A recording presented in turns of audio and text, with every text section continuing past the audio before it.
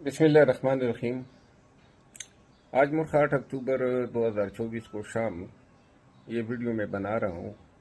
میری صحت کے حوالے سے سوشل میڈیا پہ بہت ساری خبریں گردش کر رہی ہے اور حالیہ دھرنے اور احتجاجوں میں میری عدم شرکت کے حوالے سے میری بیماری کو بہانے کے طور پہ بھی اجاگر کرنے کی کوشش کی گئی، تو اس حوالے سے میں ضروری سمجھتا ہوں کہ حقائق عوام کے سامنے رکھوں۔ میں نے ہمیشہ خان کی رہائی کے لیے اور پاکستان میں جمہوریت اور آئینی حکمرانی کی بالادستی کے لیے احتجاج کی اہمیت پر زور دیا ہے، اور مجھے شرمندگی ہے آپ سب سے کہ میری صحت نے اس وقت اجازت نہیں دی جب ورکرز نے اور پاکستانیوں نے ہمت باندھی، اور خدا کی قسم پاکستانیوں کی یہ ہمت دیکھنے کے لیے میری آنکھیں ترس گئی تھی۔ 9 مئی کے بعد جس طرح قوم کو ڈرایا گیا تھا، یہ ڈی چوک پہ دھرنے میں اور لاہور جلسے میں اور پنڈی کے جلسے میں جس طرح عوام نے جرأت کا مظاہرہ کیا، یہی وہ خواب تھا جو میں نے دیکھا تھا۔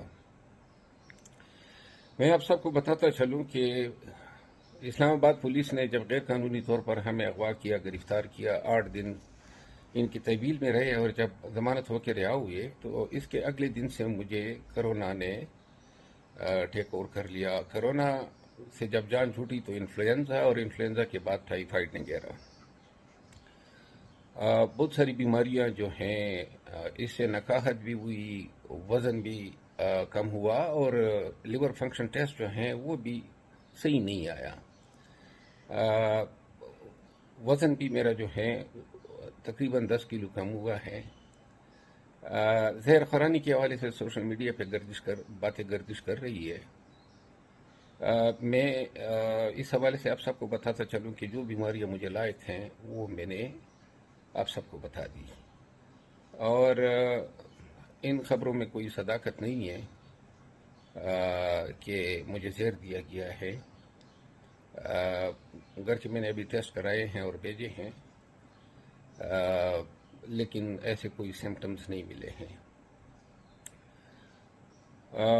لیور فنکشن ٹیسٹ اور یہ بیماریاں جو ہیں، ان سب نے جو ہے میرا حال خراب کیا ہے، اور ان حالات میں مجھے دعاؤں کی ضرورت ہے۔ میرا آپ سب سے وعدہ ہے، پورے پاکستانیوں سے وعدہ ہے، جس دن اللہ نے تھوڑی جان میں جان ڈالی، انشاءاللہ جس طرح 9 مئی کے بعد کسی ایک جلسے، جلوس اور کنونشن کو میں نے مس نہیں کیا، انشاءاللہ آپ سب کے آگے کھڑا ہوں گا۔ اللہ کرے کہ اس قوم خان کے لیے اور پاکستان اور جمہوریت کے لیے ہم کسی کام آ سکیں۔ یہ سعادت ہوگی میرے لیے۔ مجھے اپنے دعاؤں میں یاد کیجیے گا۔ بہت بہت شکریہ۔